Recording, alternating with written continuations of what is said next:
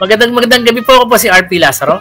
Magandang gabi po. Ito na naman ang paligayang tapat, mabayagong banal, Kristiyano Manyang, siya hindi humihindot na walang pahintulot, ang pantas na talipandas, ang komentaristang kupal, ang solterong tibak, Ka Dennis Reyes. Ayan, magandang gabi po. Dennis, yan. Meron tayo kasama. Kita nyo, tatlo na tayo ngayon. Ano? Kasama natin si Paulo Florenda. He is a professional PR guy. So, Paulo, magandang gabi sa'yo. Yeah, good evening, guys. Thank you for inviting me to your vlog. Thank you so much. I've been a follower. So, napapanood ko every week, no? Yung vlog nyo. So, mga ganon, sometimes every week, sometimes 2 times a week, minsan once in 2 weeks pag nagkakasakit yung isa. Nakasubscribe ako so I'm being alerted. So, yeah, congratulations on your vlog. Thank you. We will be 1 year, December 7 actually, 1 year na. Yeah. 1 year na? Wow. 1 year na, Hindi pa kami ginagawa. Hindi pa kami na-riding in tandem, awa ng Diyos. Kaya Dennis, matapang kasi sa lugar niya, ano yan kilala yan sa kanila Biga to si Boss Dennis.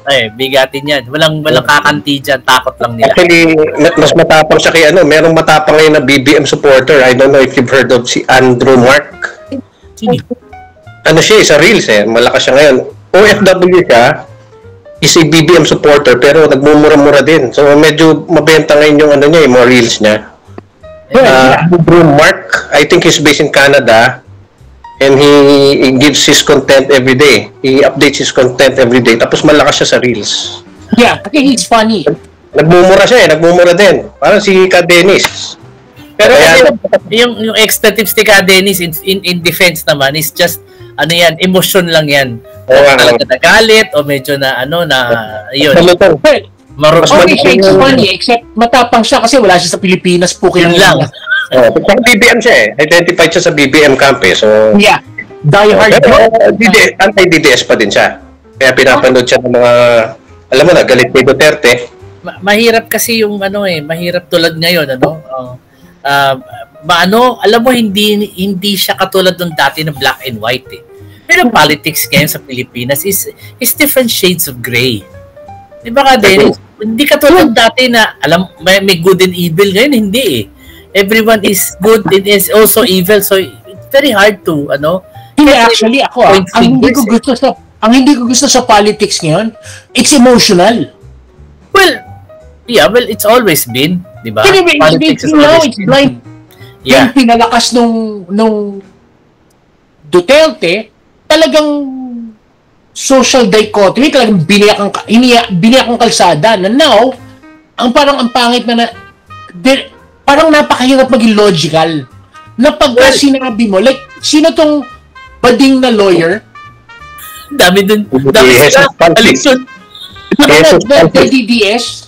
Nung sinabi niya na tama yung na kasalanan nila Sara kung bakit hindi binigyan ng interim release si Digong, puti yung sarili niyang grupo, yung mga DDS started attacking him. Well, he wants to be called her. Pero started attacking him, tapos siya, kailangan niya mag-apologize. Ganon? Sino yan? Wala naman. Pero yun yung kumbaga... yung attorney, yung babae. Oo. Yung transgender yata yun, transgender. I forgot her name. Yeah. Yung mag-apologize siya. Yeah. Oo, di ba? Yan yung mataba. Hindi kasi siya kilala Very eloquent pa naman yun. Yes, kilala ko yung sikat yan. Speaking of... Kasi dati ang sikat na attorney transgender si Bruce Rivera kaso namatay. Namatay. Best friend yun ni Sarah. Best friend ni Sarah. Sarah talaga yun. So ito pumapalit trying to get into that market. Pero po siya, di ba? There is no space for logic anymore. Pero you have to remember si Bruce Rivera sa Malangit Nawa, bumaligtad yan yung bandang huli. Kasi he teamed up with Falsis. Di ba he teamed up with Thinking Pinoy? Yung faction parang yan. Anyway, well, talking about emotional, tingin mo ba yung mga nagpunta ng Luneta? Emotional ba yun? Were they emotional? sa mamaba loob nila, no, sinabi sa kanila, hanggang hindi na tayo aabot ng Martes o Miyerkules, umuwi na kayo. Hindi, blind faith yun. Blind faith. Sarado utak nun. Blind faith nga. Hindi mo marami ko friends sa na INC. Okay. Talagang ito si command na magpunta kayo. Binabayaran ba sila gawin yan? Hindi. Pamasahin nila? Yung ordinary members, hindi binabayaran. Ang binayaran doon yung puno. Yung mga nagpapunta. Coordinators. They call them coordinators. Yun ang mga kumubra doon. Coordinators. Sila yung binabayaran. Pero meron din daw, Dennis, I've heard from some of my friends, meron din mga binigyan. Lahat may mga influential sect leaders, may mga influential local leaders sila, binabayaran din daw. Yung mga gano'n, yung mga diakono, yung mga ministro, yung gano'n. Pero pagdating to ordinary members, hindi na yun. Mga magkano binibigay sa ganyan? Lumabas yung diba? 3,000? May amount ba? 3,000? May budget yan. May budget yan. May t-shirt eh. Oo. May t-shirt, mahal yun, 500 yun. Putaan yan. Ang budget yan, 3,000 to 5,000 per head. Gano'n ka tayo? T-shirt ka lang mo na yun, di ba? Gano'n ka tayo? Isipin mo. Magkano, ilagay mo ng binayaran, yung nagpapunta na lang sa iglesia, sa rally sa Rizal, sabi mo na, halimbawa, binadgetan na lang na 1,000 per head. Yun ang pinagpartihan nila. Ilan libo yung dumating. Hindi pa kasama yung transportation. Nakita mo yung loads mo. Sasakyan yan eh. Mahal yun, ha? Oo. Maganda yung gasos mo. Maganda yung gasos. Coasters. Oo. 100 coasters. Tsaka may ang pagkain lang, may Jollibee, may McDo.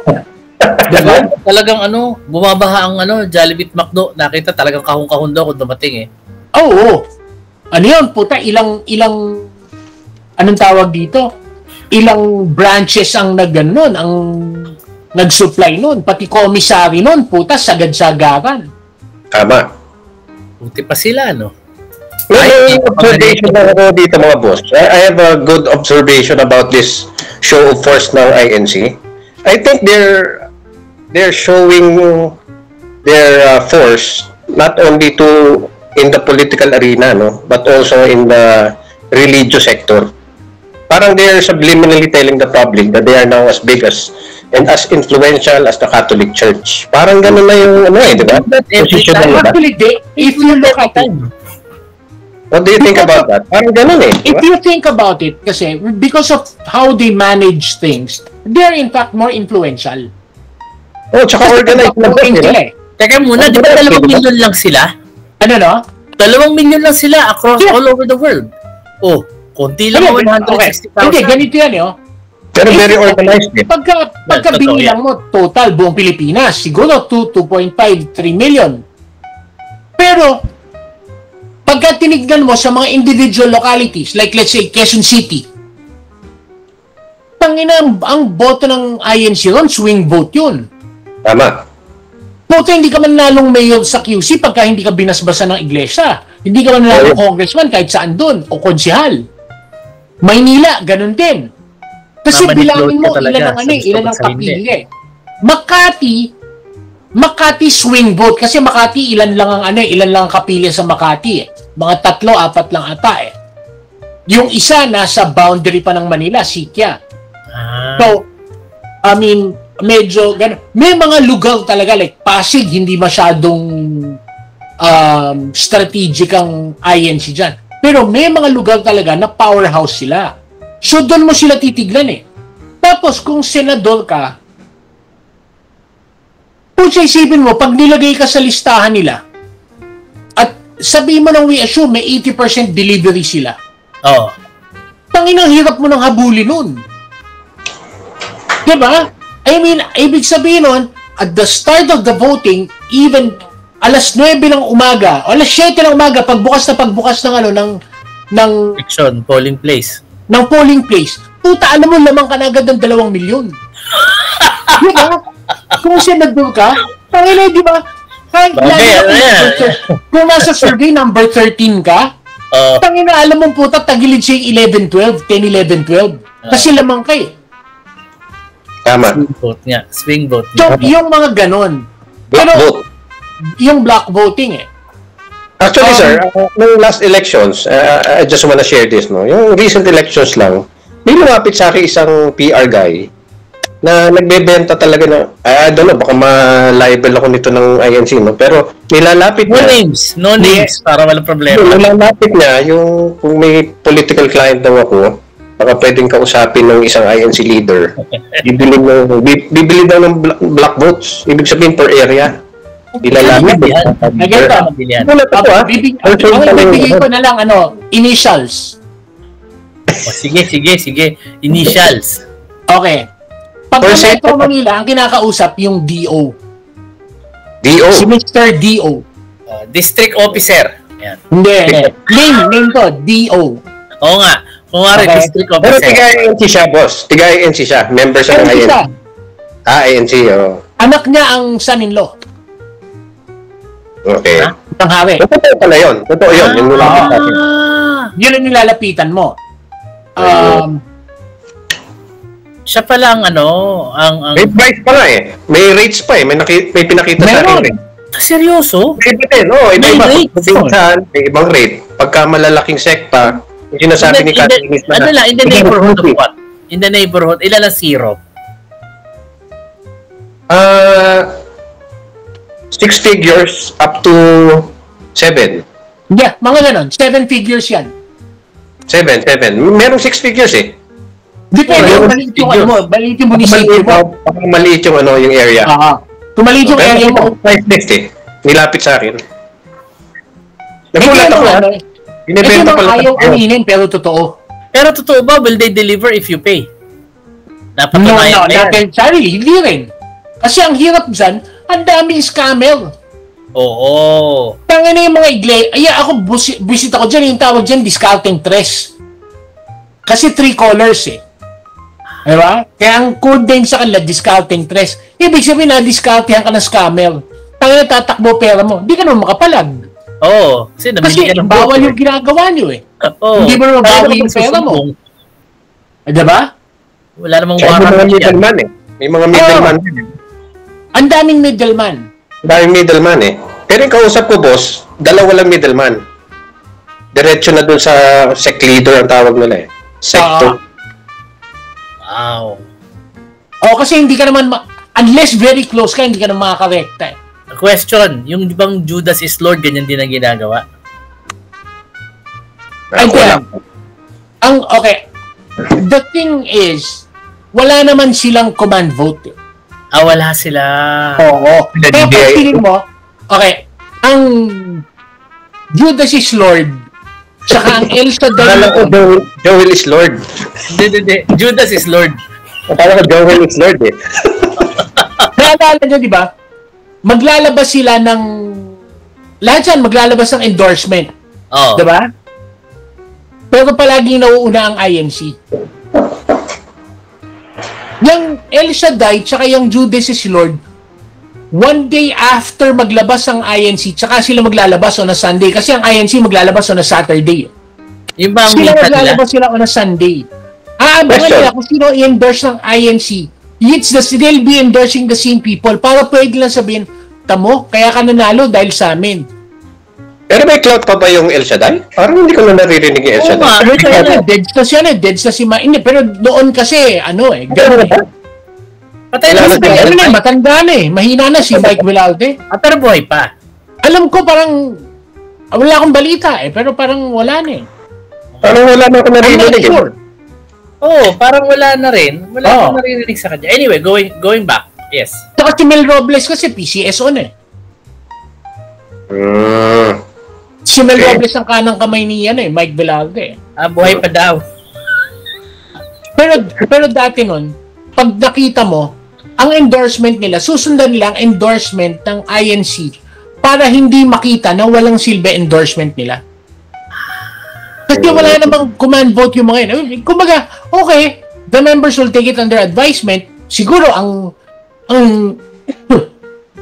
success rate nun? Mga 30%. Success rate nun? Ilan? 30 to 40%. Malaki pa rin, pero it is not as substantial as, let's say, the INC na puta talagang command na 80 to 90% ng Did they really follow it? Mas bagay, nagpunta nga, nagpunta nga sila sa Luneta, sinabi sa kanyang, dito kayo matulog sa mag-tent kayo, umihito ba kayo sa balde, sumunod. Bilangin mo ngayon ang attendees.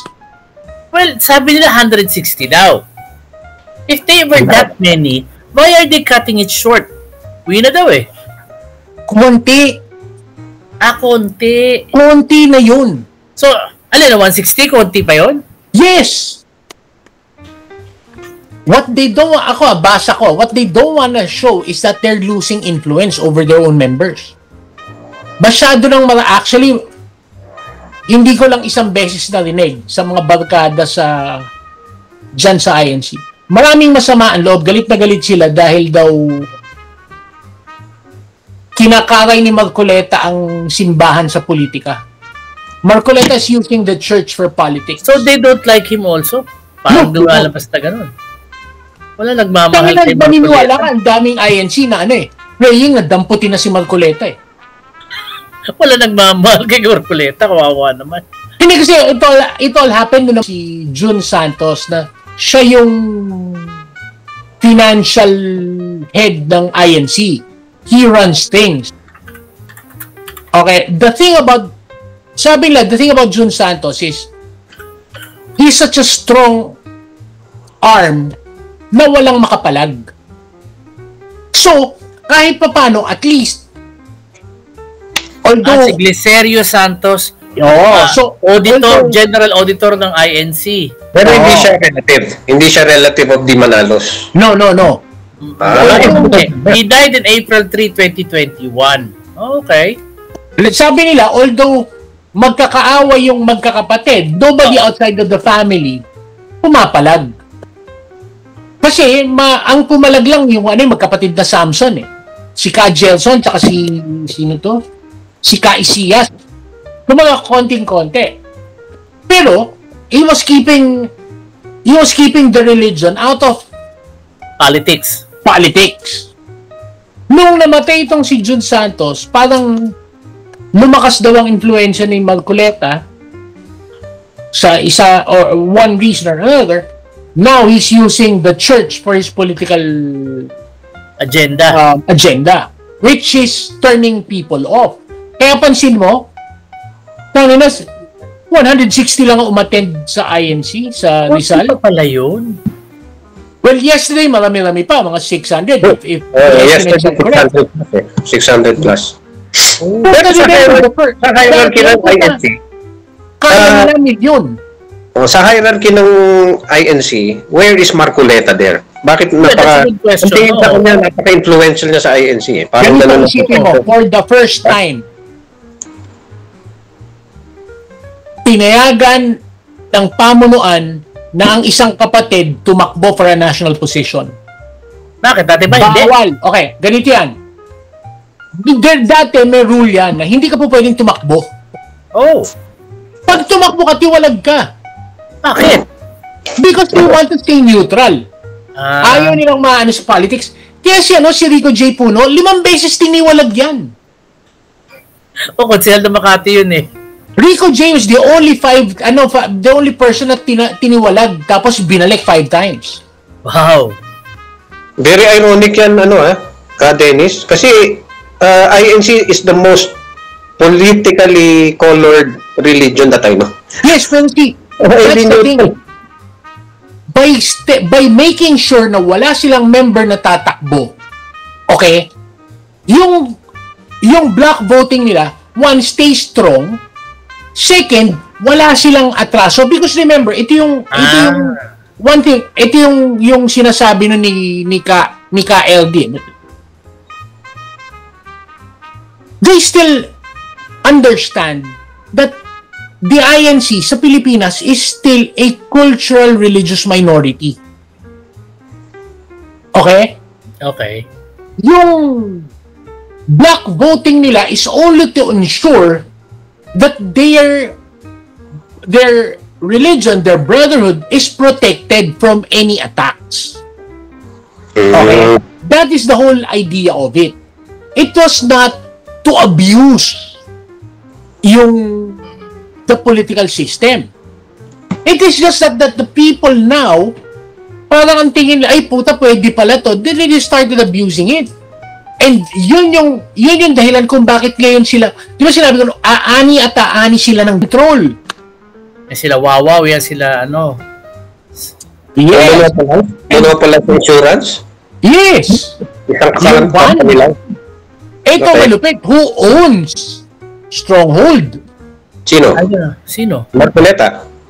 No, asawa niya ang asawa lang yung parang Henry. Merong chismis na mataas sa iglesia ang may-ari ng Stronghold lang yung mga pangalan. So there's more that meets the eye dito sa kanilang ginagawang ano na to. Yes, that's why. Kaya nga yung rally nila for transparency and accountability, bullshit nyo, putang ina nyo. Tinatago nyo eh. Oo. Sila nga sa sarili nilang reliyon, hindi sila transparent eh. At saka yung brand name, Stronghold. Hindi kasi mukhang uungkating taxes din. Essentially, they're a business. Yes. Selling afterlife insurance. Hindi ba mas advantageous kung i-register mo sa religion? Do you need to register sa religion? Hindi naman. Hindi mas advantageous yun, di ba? You don't pay taxes, you're protected from suit, tama ba? Hindi ka pwede din pala, di ba? Hindi ka naman sa protected from suit. Pero at least, you're exempted from taxes. You could, pati yung businesses mo, if under the religion, gagawin, magtayo ka eskwelahan, magtayo ka ng ganyan, if it's run by the religious, yung TV station ni Velarde, di ba? Kaya hindi nila masilip because it's under the religious group. Parang gano'n. Yeah, pero kahit na yun, ang El Shaddai, hindi rin religious group yun. Di ba, sila, sekta ng mga Katoliko? Yes. Pero hindi sila religion. Because the religion is a Catholic Church. Yung Kibuloy, is it also a corporation? I think so too. Ano yun? Yung mga kulto. Sex trafficking outfit yun. Mafia? Mafia, sex trafficker yun. Ostra. Alam mo, may ganun ka, no? May mga babae. Ito, patulugin mo sa kwarto ko mamaya, papakitin mo doon, ha? Yung mga media, yung pangarap ko eh. Yung mga media outfit ng mga yan, JIL, sila Celis, yung Sunshine Network. I've been to all of these studios, lalo na yung studio ng Net25. Have you been there? No, bakit? No. Nagulat ako. Kasi pag kunyari, yung client ko would be guesting in one of their shows. Nagulat ako yung land area pala ng their main office used to be in Commonwealth, di ba? Yan yung main office before the Bulacan. Yeah. Nagulat ako mga boss, nung pumunta kami doon, nilakad pa namin yung stretch ng Central Avenue. Ganun pala kalaki yung property ng doon. Ng DNC. Nagulat ako. Tapos nakita ko yung studio ng Net25. Naku, panis yung GMA7. Panis sa GMA7? Ang lalaki, boss. Pati yung radio station nila, very state-of-the-art eh. Yeah. Hindi ko naman gamit. Kasi in the same Sunshine Radio din, nag-guest din ng mga clients ko doon. Pagulat ako, ang ganda din ng booth nila, yung radio station. Ako dito sa...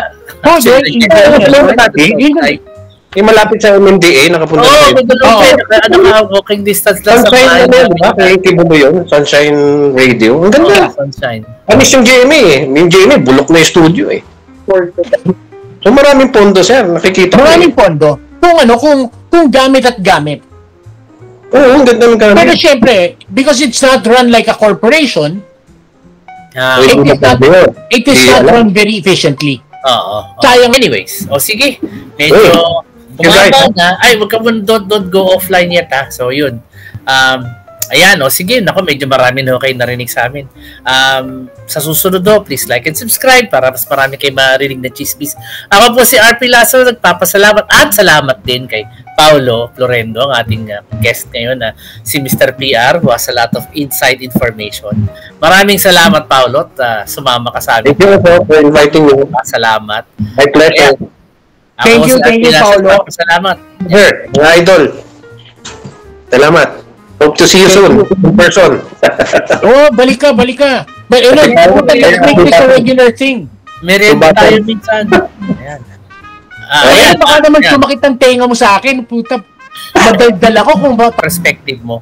So, kami, ako si ordinaryong mamamayan. Ito lang ang nakikita ko. Si Ka Dennis, maraming inside information yan eh. So, I think it's a good opportunity.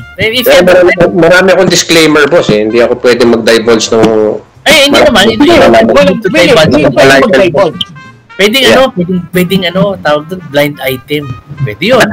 Basta originally, we started as a blind item thing. Oo. We used to be called Chismis lang, walang personalan. Kaya ang original title, Chismis lang, kasi puro blind items talaga. Chismis talaga. Badang huli, wala na, binabanggit na namin. Oo. Nung nanggigil kami, diretso na, puta, wala nang chismis. Wala nang chismis, wala nang blind item, lahat. Sige. Okay, sige, okay, ulitin ko. Tayo magpapasalamat. Ako po si RP Lazaro. Maraming salamat sa panonood. Eto naman si Ka Dennis, nagpapaalam, mabalos.